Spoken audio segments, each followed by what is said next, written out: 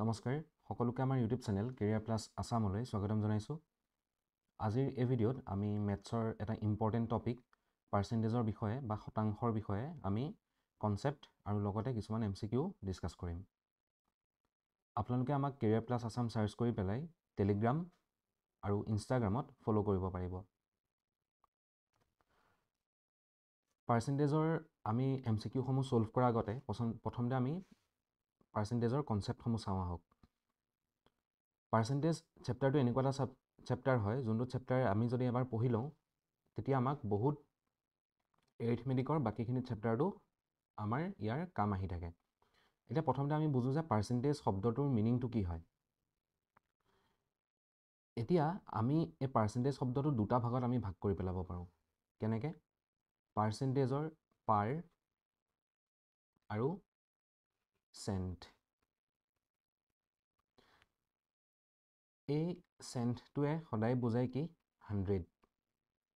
Okay 100, আৰু পাৰটোৱে কি বুজায় যে প্ৰতিটোৰ 100 মানে ফৰ এভৰি 100। ধৰি লওক এটা এক্সাম্পল যে কি পাৰ মানে ফৰ এভৰি, ঠিক আছে। এতিয়া এটা এক্সাম্পল ধৰক, ছাপ'জ স্কুল এখনত এটা পৰীক্ষা পাতিছিলে, ছাবজেক্টটো হৈ গ'ল মেথছ, অ'কে। মেথছৰ এটা পৰীক্ষা পাতিছিল, মাৰ্কছ আছিল 100 আৰু 100ৰ ভিতৰত ষ্টুডেণ্টে পালে ছাপ'জ 60, ঠিক আছে। এই যে ফৰ এভৰি 160 যি বস্তু পাব সেইটোৱে কি হ'ব, সদায় পাৰ্চেণ্টেজ হ'ব। চ' তেতিয়াহ'লে এতিয়া কি হৈছে, ষ্টুডেণ্টজনে 100ৰ ভিতৰত কিমান পাইছে, 60 পাইছে, হয়নে? চ' মানে এই 60টোৱে কি ইমপ্লাইজ কৰিছে যে ষ্টুডেণ্টজনৰ পাৰ্চেণ্টেজ কিমান হয়, 100ৰ ভিতৰত 60%, অ'কে। এতিয়া আমি যিকোনো এটা বস্তু যেতিয়া কনচিডাৰ কৰোঁ, ছাপ'জ এটা চাৰ্কলটো লৈছোঁ, এই চাৰ্কলটো এজ এ হ'ল সদায় কিমান হ'ব, 100% হ'ব। যিকোনো বস্তু, পেইন, যোনটো পেইন আমি এতিয়া ধৰি আছোঁ সেই পেইনটো এজ এ হ'ল কি 100%। যদি মই পেইনটোৰ পৰা ৰিফিলটো আঁতৰাই দিওঁ তেতিয়া কিন্তু তাৰ 100% হৈ নাথাকে। তেনেকৈ এই চাৰ্কলটো যদি মই এতিয়া চাৰ্কলটো ফুল্লি নলৈ মই যদি তাৰ আধাটো লওঁ, ছাপ'জ এই পৰ্চনটো নাই,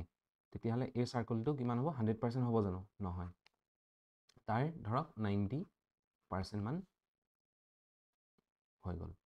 অ'কে। মানে কমপ্লিটলি 100% নহয়, কিন্তু এজ এ হ'ল যিকোনো বস্তু সদায় কি হয়, 100% হৈ থাকে। এতিয়া আশা কৰিছোঁ এইখিনিলৈকে সকলোৱে বুজি পাইছে যে পাৰ্চেণ্টেজ শব্দটোৰ মিনিং কি হয়, যে প্ৰতি 100, অ'কে, ফৰ এভৰি 100 যিটো হয় সেইটোৱে সদায় পাৰ্চেণ্টেজ বুজায়। যেনেকৈ 100ৰ ভিতৰত যদি 60 পাইছোঁ তেতিয়াহ'লে সেই 60টো আমাৰ কি হ'ব, পাৰ্চেণ্টেজ হ'ব, কাৰণ তাক আমি কি কৰিছোঁ, 100ৰ ভিতৰত কেলকুলেট কৰি আছোঁ। এতিয়া পাৰ্চেণ্টেজৰ বিষয়ে আমি যেতিয়া ডিছকাছ কৰোঁ, আমি সদায় দুটা বস্তু জনাটো বহুত দৰকাৰী। এটা হৈ গ'ল কি ফ্ৰেকশ্যন টু পাৰ্চেণ্টেজ, অ'কে, আৰু ছেকেণ্ডটো হৈ গ'ল percentage to fraction. Percentage to fraction, এইকেইটা আমি কেনেকৈ চেঞ্জ কৰোঁ সেইটো আমি জনাটো সদায় দৰকাৰী। প্ৰথমতে আমি চাম ফ্ৰেকশ্যন টু পাৰ্চেণ্টেজ কেনেকৈ কনভাৰ্ট কৰিব পাৰোঁ। ফ্ৰেকশ্যন টু পাৰ্চেণ্টেজ, অ'কে, ঠিক আছে। এতিয়া ফৰ এক্সাম্পল মই ধৰি লৈছোঁ 1/5।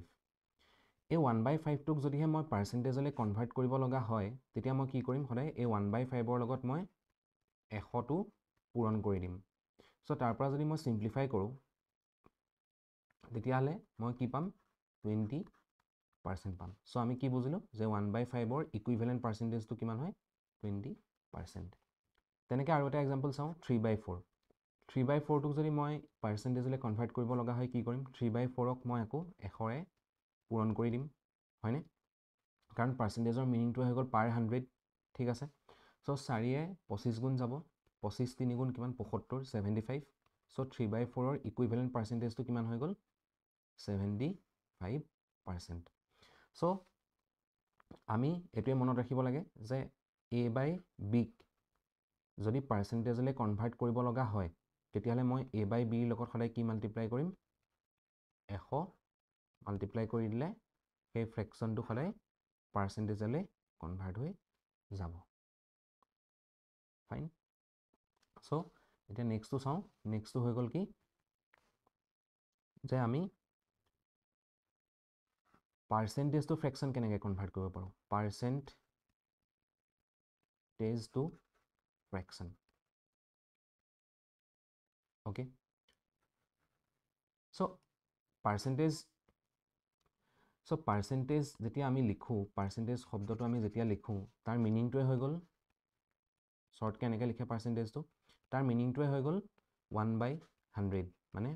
ফৰ এভৰি 100 ঠিক আছে চ' ছাপ'জ মোক কৈছে 10% চ' 10% মানে কি হয় যে 10/100 ঠিক আছে চ' কেঞ্চেল যদি কৰোঁ 0 0 কেঞ্চেল হৈ যাব চ' থাকিব কি 1/10 তেনেকৈ 20% অ'কে চ' মানে কি ইমপ্লাই কৰিব 20/100 চ' ইকুৱেল টু কিমান হ'ব কেঞ্চেল যদি কৰোঁ আকৌ চিম্প্লিফাই কৰিলে 1/5 অ'কে চ' বুজি পাইছে এইখিনিলৈকে যে ফ্ৰেকশ্যনটো পাৰ্চেণ্টেজ কৰিবলৈ হ'লে সদায় আমি ফ্ৰেকশ্যনটোৰ লগত কি কৰিম 100 পূৰণ কৰিম আৰু পাৰ্চেণ্টেজটো ফ্ৰেকশ্যন কৰিবলৈ হ'লে সদায় কি হ'ব পাৰ্চেণ্টেজ মানে পাৰ 100 গতিকে যাৰ লগত পাৰ্চেণ্টেজ থাকে তাৰ তলত সদায় কি আহিব 100 আহিব অ'কে চ' মানে a% is equal to a/100 okay একো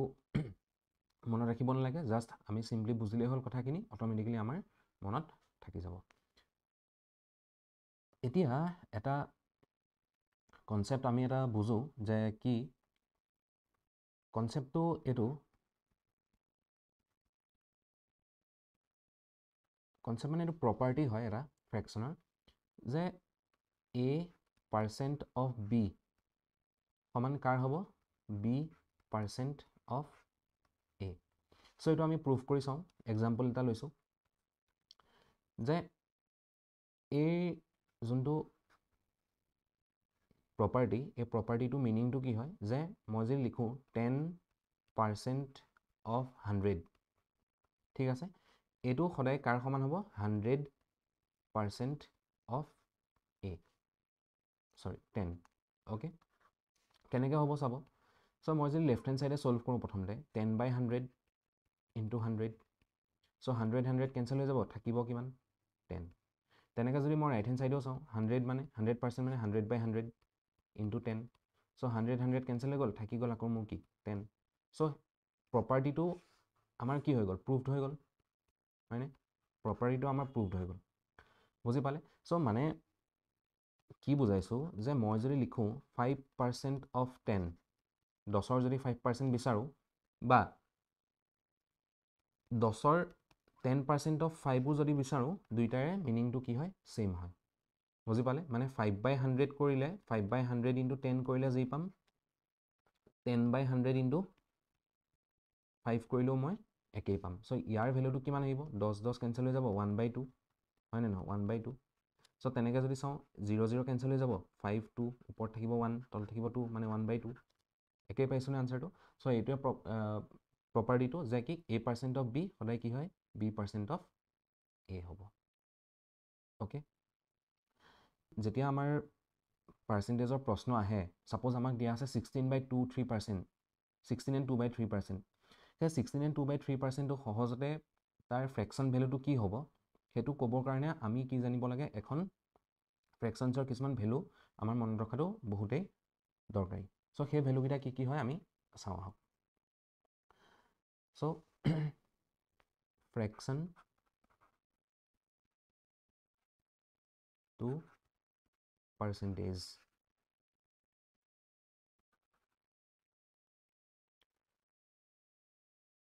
1 মানে কিমান হয় সদায় 100% হয়নে এটা বস্তু সদায় কি হয় সি নিজে 100% হয় এতিয়া 1 নিলিখি যদি 1/2 লিখোঁ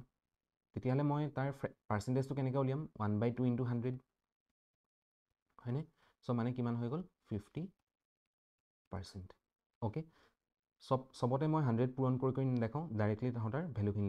লিখি যাম 1/3 সদায় কিমান হ'ব 33 and 1/3% অ'কে চ' 1/4 মানে কিমান হ'ব 25%, 1/6 মানে 16 and 2/3%, 1/7 মানে 14 and 2/7%, তেনেকৈ 1/8 মানে 12 1/2%, 1/9 কিমান হয় 11 and 1/9%,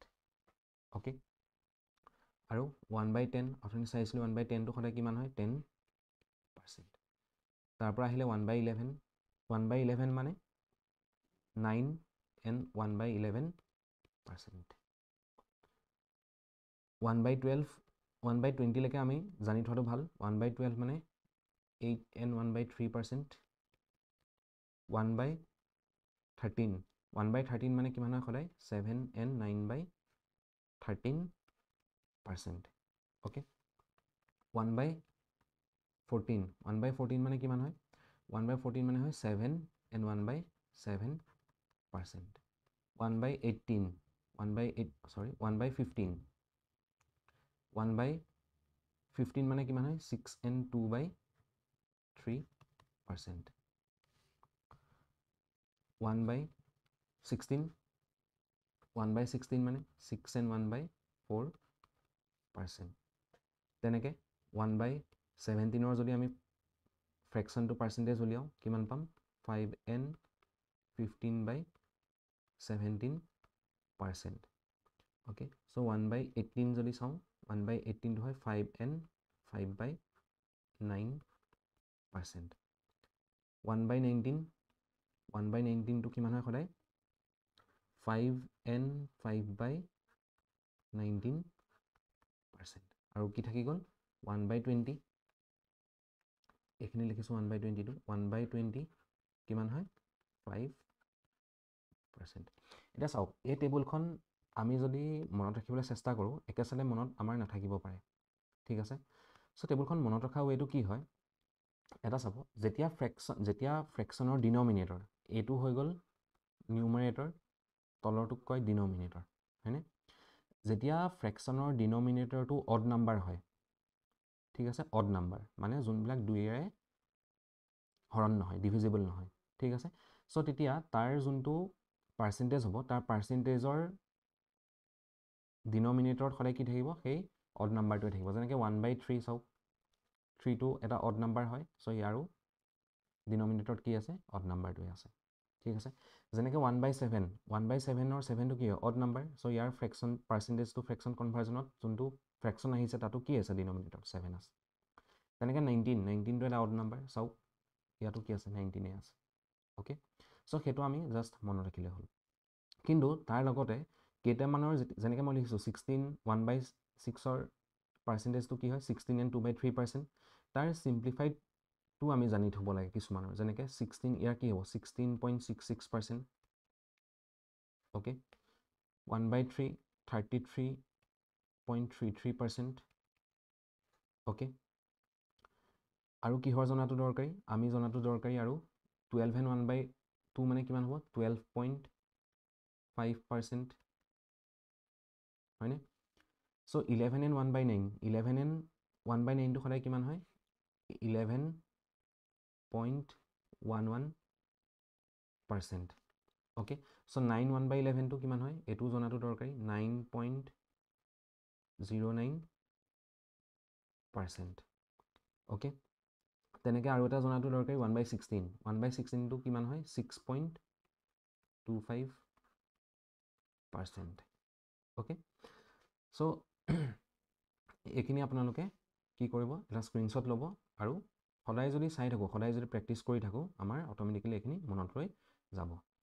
ফাইন চ' এই টেবুলখন জনাটো আমাৰ বহুতেই দৰকাৰী, যেতিয়া আমাৰ কিবা এটা বস্তু যদি ফ্ৰেকশ্যনত দিয়া থাকে তেতিয়া আমি তাক সহজে তাক কি কৰিব পাৰিম পাৰ্চেণ্টেজলৈ তাক আমি চেঞ্জ কৰি দিব পাৰিম, অ'কে ঠিক আছে এতিয়া আমি প্ৰশ্নসমূহলৈ যাওঁ, প্ৰথম প্ৰশ্নটো কি দিয়া আছে if 30% of A is equal to 60 find the value of a. Okay, so কিছুমান কনসেপ্ট আমি কি কৰিম কুৱেশ্যনৰ থ্ৰু দিয়ে বুজিবলৈ চেষ্টা কৰিম এতিয়া এটো যদি আমি সলভ কৰো 30% of a মানে কি কৈছে 30% মানে কিমান হয় 30/100 অফ টু কি বুজায় সদায় ইনটু a ইকুৱেল টু কি দিয়া আছে 60 এটো আমি সলভ কৰি দিলে হল হয় না নহয়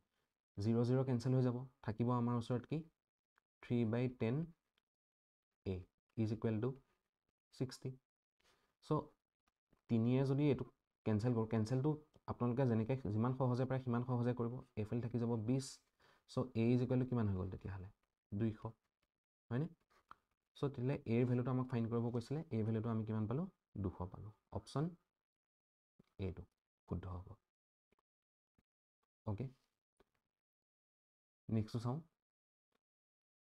কি কৈছে if 10% of a is equal to 12% of b okay আমি কোৱেশ্যনে যেনেকৈ কৰিছে সেইমতে সলভ কৰিবলৈ ট্ৰাই কৰো 10% of a মানে 10/100 of মানে into a কি কৈছে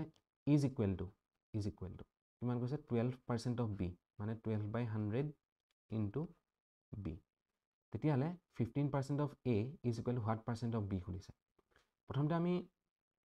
এটো চাই লওঁ ইয়াৰ পৰা আমি কি পাওঁ চাই লওঁ কিবা এটা ৰিলেশনশিপ পাম a আৰু b হয়নে সো 10% মানে কিমান হয় 1/10 a so 12/100 আমি যদি এটো সিম্পলিফাই কৰো 4 যদি কেনসেল কৰো 4 3 গুণ 4 25 গুণ হয়নে so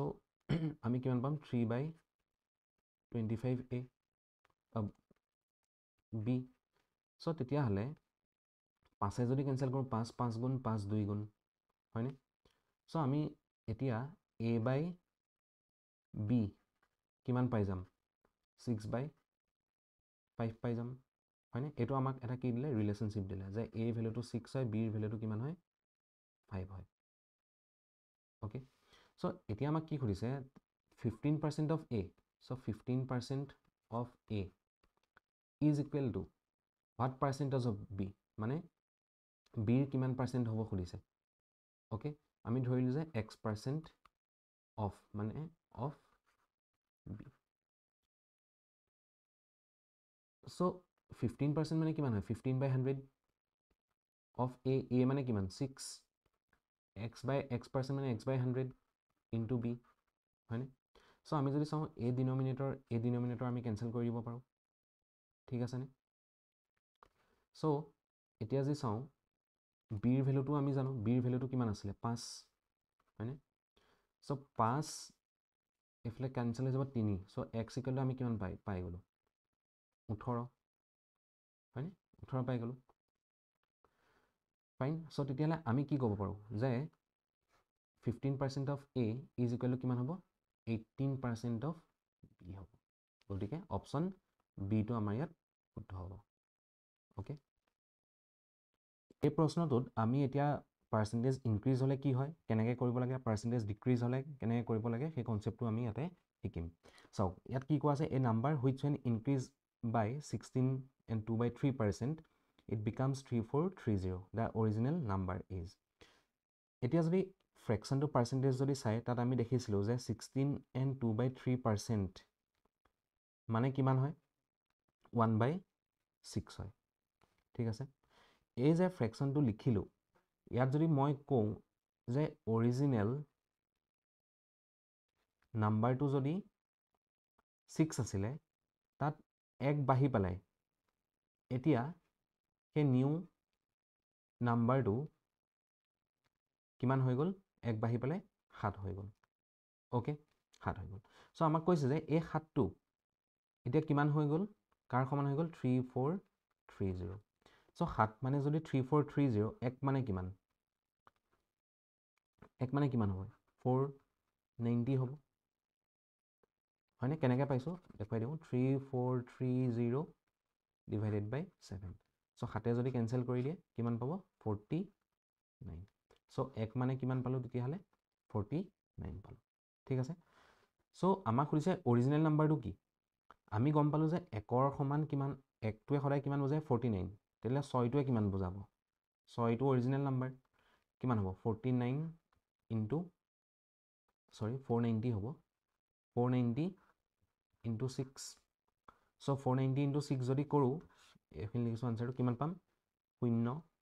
4 24 আৰু 5 29 2940 হয়নে চ' গতিকে আমাৰ আনচাৰটো কিমান হ'ব অপশ্যন ডি 2940 ফাইন বুজি পালে কেনেকৈ কৰিলোঁ যে প্ৰথমতে মই কি কৰিলোঁ যোনটো পাৰ্চেণ্টেজ দিয়া আছিলে সেইটোক মই কি কৰিলোঁ ফ্ৰেকশ্যনলৈ কনভাৰ্ট কৰি ল'লোঁ চ' ফ্ৰেকশ্যনৰ যোনটো ডিনমিনেটৰ আছে সেইটোক মই কি বুলি ক'লোঁ অৰিজিনেল নাম্বাৰ বুলি ক'লোঁ নিউমাৰেটৰত যোনটো আছে সেইটোক মই কি বুলি ক'লোঁ যে যদিহে অৰিজিনেলটো 6 আছিলে নিউমাৰেটৰটোৱে কি বুজাইছে সিমানটো বাঢ়ি গ'ল বুজাইছে নিউমাৰেটৰটোৱে মানে 6টো 6ত 1 বাঢ়ি গ'ল 6ত 1 বাঢ়ি গ'লে কিমান হ'ব 7 আৰু সেই 7 বাঢ়ি পেলাই অৰিজিনেল নাম্বাৰটো ইনক্ৰিজ হৈ পেলাই কিমান হৈ গৈছে বুলি কৈছে 3430 এতিয়া আমাৰ অৰিজিনেল নাম্বাৰটো কিমান হয় 7 হয় মানে 7ৰ ভেলুটোৱে কি হয় 3430 সমান চ' 7 যদি 3430 ভেলু হয় 1ৰ ভেলু কিমান 490 পালোঁ চ' 1টো যদি 490 হয় তেতিয়াহ'লে 6টো অৰিজিনেল নাম্বাৰ 6 মানে কিমান হ'ব 6 মানে 490 ইনটু 6 2940 গতিকে অপশ্যন ডিটো আমাৰ আনচাৰ হৈ গ'ল অ'কে চ' এইটো হৈ গ'ল পাৰ্চেণ্টেজ ইনক্ৰিজড নেক্সটটো চাওঁ কি কৈছে ইয়াত পাৰ্চেণ্টেজ ডিক্ৰিজ হৈছে 14/27% ডিক্ৰিজ হৈছে আৰু কিমান হৈ গৈছে সেই ডিক্ৰিজ হৈ 1266 হৈছে আমি আকৌ অৰিজিনেল নাম্বাৰটো ফাইন কৰিব লাগে চ' এতিয়া আমি চাওঁ 14 and 2/7% মানে কিমান হয় 1/7 হয় মানে আকৌ একেই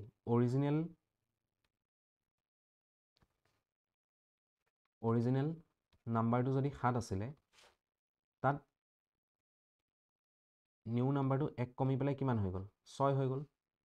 হয়নে 6 হৈ গ'ল কৈছে এই 6টো নিউ নাম্বাৰটো মানে কিমান হয় আচলতে 1266 চ' 6 মানে যদি 1266 1 মানে কিমান হয় 1266/6 হয়নে চ' মই যদি কেঞ্চেল কৰি দিওঁ চ' 1ৰ ভেলুটো মই কিমান পাই যাম 6 2 গুণ 12 1 গুণ 1 গুণ অ'কে চ' অৰিজিনেল নাম্বাৰটো কিমান হয় 7 হয় আচলতে 7 মানে কিমান হয় 211 ইনটু 7 আৰু 211 ইনটু 7 মানে কিমান হয় 7 গুণ 7 7 গুণ 7 7 2 গুণ 14 1477 চ' 1477 ক'ত আছে অপশ্যন এ শুদ্ধ হ'ব বুজি পালে কেনেকৈ কৰিলোঁ ছেইম ইনক্ৰিজ হৈছে কাৰণে আমি কি কৰিছিলোঁ 1 বঢ়াই দিছিলোঁ ডিক্ৰিজ হৈছে কাৰণে কি কৰিছোঁ ডিনমিনেটৰৰ পৰা নিউমাৰেটৰটো কমাই দিছোঁ হয়নে চ' এইটোৱে হৈ গ'ল পাৰ্চেণ্টেজ ইনক্ৰিজ বা পাৰ্চেণ্টেজ ডিক্ৰিজৰ কনচেপ্ট একো বুজিব নালাগে আৰু বেলেগ ধৰণেও বুজাব পাৰি বহুত কিবা কিবি ফৰ্মুলা লিখি মেলি সেইখিনি লিখা নাই ইমান দৰকাৰ নাই আমাৰ আমি জাষ্ট এই বস্তুটো বুজি পালে হ'ল যে পাৰ্চেণ্টেজ ইনক্ৰিজ বা পাৰ্চেণ্টেজ ডিক্ৰিজ মানে কি হয় ফাইন চ' তেনেকৈ যদি মই আৰু এটা এক্সাম্পল লৈ বুজাওঁ ধৰক মোৰ ওচৰত 100 টকা আছিল মই ক'লোঁ যে এই 100 টকাটো এতিয়া মোৰ কি হৈ গ'ল 10% বাঢ়ি গ'ল ঠিক আছে 10% বাঢ়ি গ'ল চ' 10% বাঢ়ি গ'লে মোৰ নতুন পইচাটো কিমান হ'ব মই জানিব লাগে চ' 10% মানে কি হয় মই যদি চাওঁ 100 টকাত 10% বাঢ়িছে 100 টকাত 10% 100 টকাৰ প্ৰথমতে মই চাব লাগিব 10% কিমান হয় 10/100 চ' 100 কেঞ্চেল হৈ গ'ল কিমান হৈ গ'ল 10 টকা 100 টকাত যদি মই কওঁ 10% বাঢ়িছে মই কি ক'ম যে মোৰ 10 টকা বাঢ়িছে চ' 10 টকা বাঢ়ি মোৰ নতুন নিউ ভেলুটো কিমান হৈ গ'ল তেতিয়াহ'লে নতুন পইচা মোৰ হাতত কিমান হৈ গ'ল নিউ ভেলু এই দুটা যদি যোগ কৰি দিওঁ কি পাম 110 টকা এইটো হৈ গ'ল মোৰ পাৰ্চেণ্টেজ ইনক্ৰিজ ফাইন চ' তেনেকৈ মই যদি পাৰ্চেণ্টেজ ডিক্ৰিজটো চাওঁ পাৰ্চেণ্টেজ ডিক্ৰিজ মই 10% ইনক্ৰিজ নহয় এতিয়া মই যদি কওঁ 10% মোৰ ডিক্ৰিজ হৈছে 10% ডিক্ৰিজ চ' ডিক্ৰিজ মানে কি মাইনাছ আকৌ প্ৰথমতে মই সেইটোৱে চাম যে 100 টকাৰ 10% কিমান হয় প্ৰথমতে 100 টকাৰ 10% কিমান হয় 10 টকা হয়নে ডিক্ৰিজ হৈছে মানে 10 টকা মোৰ কমি গৈছে চ' তেতিয়াহ'লে নতুনকৈ মোৰ হাতত পইচা কিমান থাকিব 10 টকা যদি কমি গৈছে 100 টকাৰ পৰা 90 টকা থাকিব এইটো হৈ গ'ল কি পাৰ্চেণ্টেজ ডিক্ৰিজ অ'কে সো তেনেকৈ আমি যিকোনো এটাৰ সংখ্যাৰ বা যিকোনো এটা ফ্ৰেকশ্যনৰ আমি পাৰ্চেণ্টেজ ইনক্ৰিজ বা পাৰ্চেণ্টেজ ডিক্ৰিজ আমি উলিয়াব পাৰোঁ। আজিৰ এই ভিডিঅ'টোৰ শেষৰটোৰ প্ৰশ্ন, a person's salary has increase from 7200 to 8100, what is the percentage increase in is salary. So' এটা বস্তু তাৰ নিজৰ অৰিজিনেল ভেলুটোৰ পৰা কি হৈছে, এটা বেলেগ ভেলুলৈ বাঢ়ি গৈছে। চ' আমি ক'ব লাগে যে এতিয়া সেই কিমান পাৰ্চেণ্ট বাঢ়িছে। ফাইন, আমাক ইয়াত দিয়া আছে কি যে পইচাটো আছিলে 7200, হয়নে, 7200, 7200টো এইটো আছিলে অৰিজিনেল, হয়নে। চ' নিউ ভেলুটো কিমান হৈ গ'ল এতিয়া 8100 বাঢ়ি গ'ল। ফাইন, চ' এই ইনক্ৰিজটো আমি সদায় কেনেকৈ চাওঁ, চাব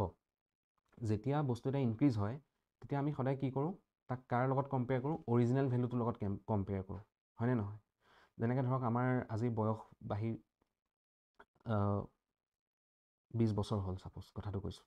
তেতিয়া আমি কাৰোবাক ক'লে কেনেকৈ ক'ম, মই আগতে 10 বছৰহে আছিলোঁ, এতিয়া মোৰ 20 বছৰ হৈ গ'ল। মানে মই কম্পেয়াৰ কাৰ লগত কৰিলোঁ, মোৰ অৰিজিনেল ভেলুটোৰ লগত কৰিলোঁ। অৰিজিনেল ভেলুটোৰ লগত কম্পেয়াৰ কৰি মই প্ৰেজেণ্টটো কম্পেয়াৰ কৰি দেখুৱালোঁ, হয়নে নহয়। চ' ইয়াতো কনচেপ্টটো ছেইম একেই, চিম্পলি সেইটোৱে বুজিলেই হ'ল যে যেতিয়া আমি যিকোনো এটা বস্তুটোৰ কিমান পাৰ্চেণ্ট ইনক্ৰিজ হ'ল, কিমান পাৰ্চেণ্ট ডিক্ৰিজ হ'ল, সেইটো যদি চাব লাগে, প্ৰথমতে আমি সদায় কি কৰিম, অৰিজিনেল ভেলুটো আৰু নিউ ভেলুটোৰ প্ৰথমতে ডিফাৰেঞ্চটো চাম। ঠিক আছে, ডিফাৰেঞ্চটো চাম, সেই ডিফাৰেঞ্চটো তাৰ পৰা কি কৰিম, অৰিজিনেল ভেলুটোৰ কিমান পাৰ্চেণ্ট হয় সেইটো চাম। অ'কে, চ' মানে কি প্ৰথমতে আমি ইহঁতৰ ডিফাৰেঞ্চটো চাওঁ, অৰিজিনেল আৰু নিউ ডিফাৰেঞ্চটো কিমান হয়। চ' 8100ৰ পৰা যদি 7200 মই মাইনাছ কৰোঁ, মোৰ মানে কিমান বাঢ়িছে, 900 টকা বাঢ়িছে। ত' এতিয়া আমি চাম যে এই 900টো যে বাঢ়িছে, এই 900টো কাৰ ওপৰত বাঢ়িছে সেইটো কেনেকৈ কম্পেয়াৰ কৰিম কৈছিলোঁ যে সদায় অৰিজিনেলটোৰ ওপৰত কম্পেয়াৰ কৰিম। ঠিক আছে, এতিয়া চাব 900/7200 এইটো এটা কি হৈ গ'ল, ফ্ৰেকশ্যন হৈ গ'ল। এই ফ্ৰেকশ্যনটো যদি মই পাৰ্চেণ্টেজলৈ লৈ যাওঁ তেতিয়াহ'লে কি কৰিব লাগিব, তাৰ লগত মই সদায় 100 পূৰণ কৰিব লাগিব। ঠিক আছে, চ' 0 0 কেঞ্চেল হৈ গ'ল, 9 8 গুণ 72,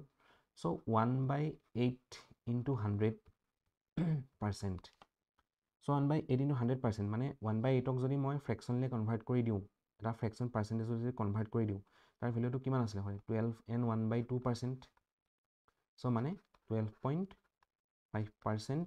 কি হৈছে, ইনক্ৰিজ হৈছে। এই অপশ্যনছকেইটা ভুল আছে ইয়াত, এইখিনি নালাগে, হয়নে। চ' 12.5% কি হৈছে, ইনক্ৰিজ হৈ আছে। অ'কে, চ' তেতিয়াহ'লে আমাৰ আনচাৰটো কিমান হ'ব, 12.5%। এতিয়া ইনক্ৰিজ নকৈ মোক যদি প্ৰশ্নটো এনেকুৱা হ'লহেঁতেন, কুৱেশ্যনটো যদি মোৰ এতিয়া যদি মই চেঞ্জ কৰি দিওঁ কুৱেশ্যনটো, যে অৰিজিনেলি আছিলে 8100 আৰু নিউ ভেলুটো কিমান হৈ গ'ল, 7200। চ' এতিয়া মোক যদি সোধে যে কিমান পাৰ্চেণ্টেজ ডিক্ৰিজ হৈছে, ছেইম ডিক্ৰিজটো মই আকৌ কেনেকৈ চাম, সদায় অৰিজিনেলটোৰ ওপৰতে কম্পেয়াৰ কৰিম। প্ৰথমতে চাম যে কিমান কমিছে, দেখিম যে 900 কমিছে। এই 900টো কাৰ লগত কম্পেয়াৰ কৰিম, 8100ৰ লগত কম্পেয়াৰ কৰিম, হয়নে। যিহেতু পাৰ্চেণ্টেজ উলিয়াব লাগে গতিকে 100 পূৰণ কৰি দিম। চ' কেঞ্চেল হৈ যাব, 9 কিমান হ'ব, 9 × 81, হয়নে নহয়। চ' 1/9 ইনটু 100%, মানে 1/9ৰ পাৰ্চেণ্টেজ ভেলুটো কিমান হয়, 11 and 1/9%, হয়নে। চ' দিছ ইজ ইকুৱেল টু, আৰু যদি চিম্প্লিফাই কৰোঁ 11.11%, ইমান পাৰ্চেণ্ট কি হৈ গৈছে, ডিক্ৰিজ হৈ গৈছে। বুজি পালে। চ' এইটো হৈ গ'ল পাৰ্চেণ্টেজ ডিক্ৰিজ, এইটো হৈ গ'ল পাৰ্চেণ্টেজ ইনক্ৰিজ। বুজি পালে। চ' দুটা প্ৰশ্ন আমি চালোঁ যে পাৰ্চেণ্টেজ ইনক্ৰিজ কেনেকৈ কৰিব পাৰি আৰু পাৰ্চেণ্টেজ ডিক্ৰিজ কেনেকৈ কৰিব পাৰি। চ' এইখিনিয়ে বেছিক কনচেপ্ট হয় পাৰ্চেণ্টেজৰ। এইখিনি যদি আমি বুজি পাওঁ তেতিয়াহ'লে আমাৰ পাৰ্চেণ্টেজৰ বেলেগ কনচেপ্ট একো নাই। বহুত ফৰ্মুলা আছে, সেইখিনি আমি কেতিয়াও জানিব নালাগে। যিমানে ফৰ্মুলা মনত ৰাখিব সিমানেই কনফিউজন থাকিব। বস্তুখিনি সদায় চিম্পল ৰাখক, প্ৰেক্টিছ কৰক, সিমানে আমাৰ মেথছত ষ্ট্ৰেংথটো বাঢ়ি বাঢ়ি গৈ থাকিব। অ'কে, চ' এইখিনি আছিল পাৰ্চেণ্টেজৰ ওপৰত। যদি আপোনালোকৰ কিবা ডাউট থাকি গৈছে পাৰ্চেণ্টেজৰ, তেতিয়াহ'লে তলত কমেণ্ট কৰি সুধিব। আৰু ভিডিঅ'টো যদি ভাল লাগিছে তেতিয়াহ'লে লাইক কৰি দিব, শ্বেয়াৰ কৰি দিব, আৰু চেনেলটো যদি ছাবস্ক্ৰাইব কৰা নাই ছাবস্ক্ৰাইব কৰি ল'ব। ধন্যবাদ।